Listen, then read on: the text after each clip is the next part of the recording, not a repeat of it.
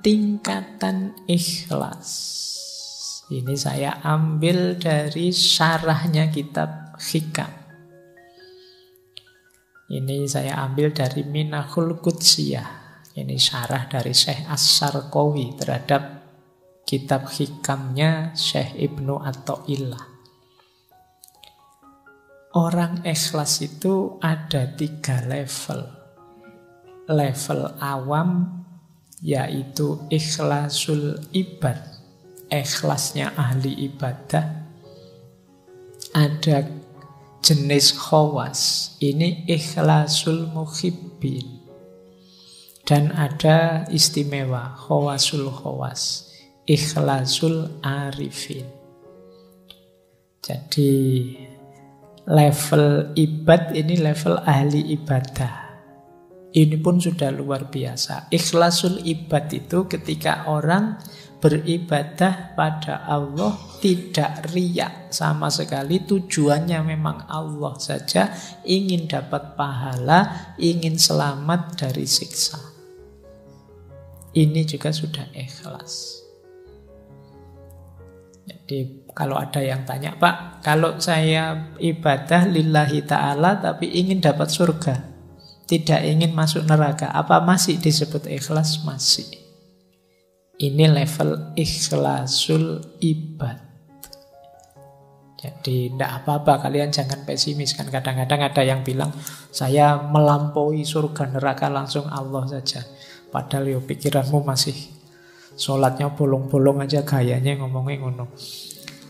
Nah, level ikhlasul ibad itu tidak apa-apa kamu menuju ingin selamat di akhirat, ingin menghindari neraka, yang penting tidak riya.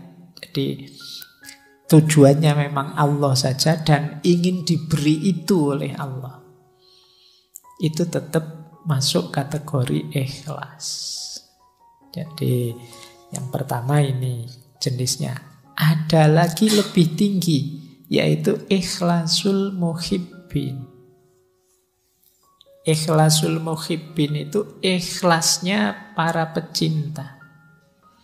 Kalau ini ikhlas lillahi ta'ala, tidak tergoda lagi oleh surga neraka, pahala dan siksa. Tujuannya ingin dekat saja dengan Allah. Dulu kita belajar sufi perempuan Robiah Al-Adawiyah, itu kan banyak gambarannya ikhlasul muhibbin. Ya Allah, kalau ibadahku ini karena ingin surga, jauhkan aku dari surga.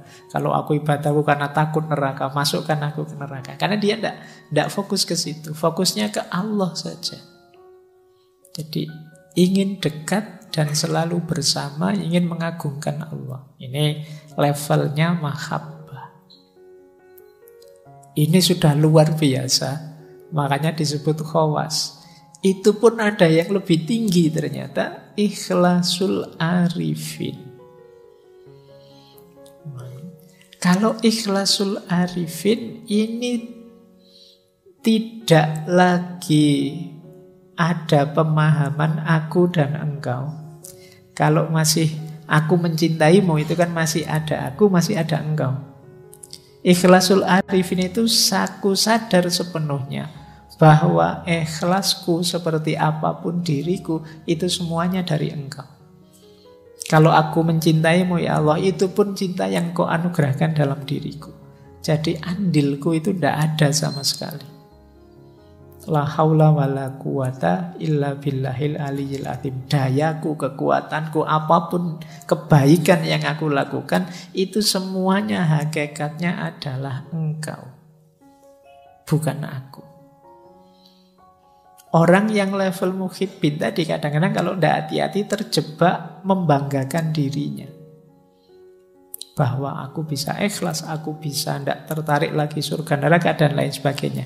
Tapi di level arifin itu sudah tidak mungkin lagi, karena dia sepenuhnya sadar bahwa kebaikan dirinya, cintanya pada Allah, dayanya untuk menuju Allah, itu semuanya hakikatnya anugerahnya Allah saja.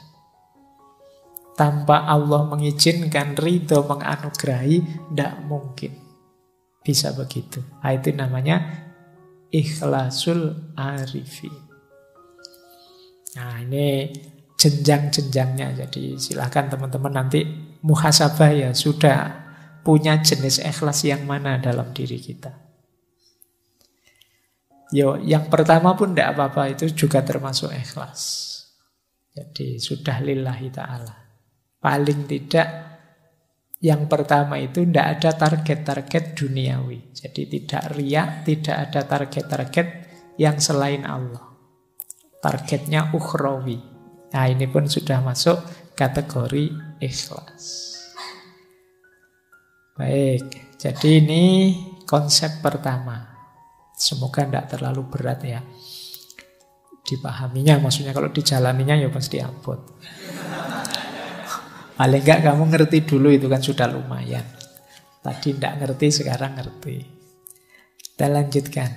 Nah, rutenya seperti ini untuk menuju ikhlas itu. Catatan saya ada 4 untuk menuju yang khawasul khawas tadi. Yang pertama memang untuk kita bisa sepenuhnya lillahi ta'ala, itu harus bersih. Tadi kan definisinya bersih. Bersihnya diri dari dosa dan kemaksiatan. Ini level paling awal. Jadi semoga teman-teman tidak termasuk golongan yang ngeyel ya. Kadang-kadang ada orang ngeyel, apa bisa Pak ada manusia yang bersih dari dosa dan kemaksiatan. Itu kan mesti ono sing takok ngono. Paling tidak bersih dari dosa dan kemaksiatan yang disengaja. Jadi manusia memang kadang khilaf, manusiawi saja, kita pun kadang kepleset. Tapi semoga bukan, memang secara sengaja ngerti dosa ditabrak saja. Ngerti maksiat ditabrak saja. Kamu tahu kalau lihat gambar yang kayak gitu itu dosa, tapi eman-eman ya Pak, terus ya wis. Ya sudah, berarti kamu level awal saja masih belum bersih. Jadi kok tidak sengaja terlihat, tidak apa-apa, rezeki. Itu kan ada kalimatnya yang laka al-ula. Laka al-ula itu ya memang kok tidak sengaja kelihatan, itu kan rezekimu memang laka al-ula. Tapi setelah itu jangan diulangi. Ya, kalau ada eman-emannya tadi berarti sengaja. Yang pertama kan tidak sengaja, tidak masalah. Ya, kalau diulang lagi gitu. Jadi kamu kok setelah lihat kok terus diulang lagi. Atau tidak diulang tapi dipenelengi terus. Saya tidak ngulang kok Pak, ya tak lihat tapi ya suwi nontonnya padha wae. Ya, jadi kamu kan logikamu kan begitu, eman-eman Pak, nanti kalau dosa ya tobat lagi lah Pak. Berarti di level awal kamu belum lulus, belum bersih. Jadi khilaf melakukan dosa manusiawi, tapi usahakan tidak secara sengaja kamu memasukkan dirimu ke ranah dosa dan kemaksiatan. Ini level paling awal loh ya. Kalau ini saja kamu berat ya, naiknya agak panjang nanti prosesnya. Paling tidak berusahalah. Karena kuasanya manusia itu terbatas. Insya Allah kalau usahamu sungguh-sungguh, Allah ridho dan berkenan, nanti Allah yang menolongmu. Sehingga kamu naik kelasnya lebih cepat.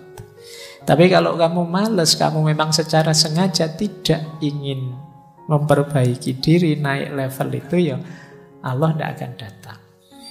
Ana inda dzonni abdi bi. Jadi yuk dinawaitui saja dan diikhtiari semampunya. Insya Allah kalau memang sungguh-sungguh Allah ridho, Allah akan hadir membantu kita, menaikkan makom kita, memberi akhwal yang cocok untuk kita.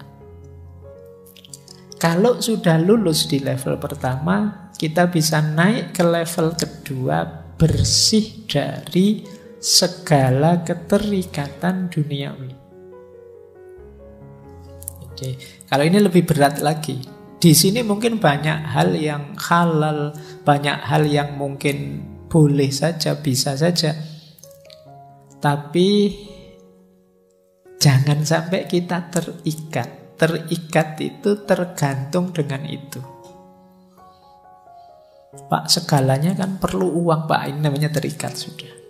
Saya ada uang, alhamdulillah. Tidak ada uang, ya tidak apa-apa. Nyari jalan yang lain.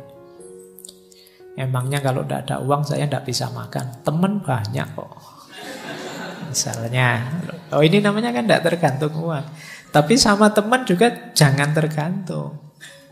Jadi kalau tergantung ya sama, dari satu keterikatan yang lain.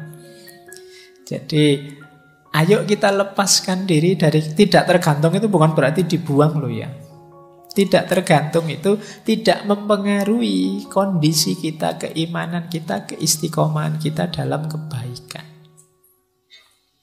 Ini namanya tidak tergantung. Makanya ada ayat yang bilang bahkan amwalukum wa auladukum fitnah. Hartamu, anak-anakmu bisa jadi fitnah. Kalau itu membuatmu melekat tergantung sehingga engkau berjarak dari Allah, sehingga engkau terhijab dari Allah. Ketergantungan kita satu-satunya yang sah hanya Allah saja. Allahus Somad. Jadi Pak, pokoknya apapun yang terjadi, saya harus lulus semester ini misalnya. Itu nanti hati-hati bisa jadi ketergantungan. Boleh kamu punya nawa itu begitu, tapi ya kalau memang jalannya berhadapan dengan halal haram, baik buruk, jangan diterjang saja. Kalau kamu terjang saja ketergantunganmu, itu namanya sudah tergantung. Orang tergantung itu kan apapun yang terjadi saya harus di situ, saya harus itu. Tidak peduli halal, tidak peduli haram, tabrak saja. Yang penting calonku jadi. Meskipun aku bikin hokkah, bikin anukah, ini sebenarnya nama dari ketergantungan. Kamu memaksakan diri harus itu. Itu namanya ketergantungan. Pokoknya harus orang ini yang jadi presiden, atau harus calon ini. Ini sama, cara berpikir melekat, ketergantungan. Tapi kan orangnya memang baik. Iya, tidak masalah. Kamu mendukung dia atau membela dia, tidak apa-apa. Tapi jangan sampai ke level ketergantungan. Harus dia, apalagi sampai kamu halalkan segala cara. Ini level 2. Level 3, ini agak berat lagi. Bersihnya diri dari ego kita sendiri. Jadi dari aku tadi. Aku yang pinter, aku yang ngerti, aku yang hebat, aku yang bisa ini, aku yang bisa itu. Keinginanku ini, keinginanku itu, cita-citaku ini, cita-citaku itu. Ini aku, ini agak berat perangnya. Makanya levelnya atas itu, level 3. Perang paling berat itu perang melawan diri kita sendiri.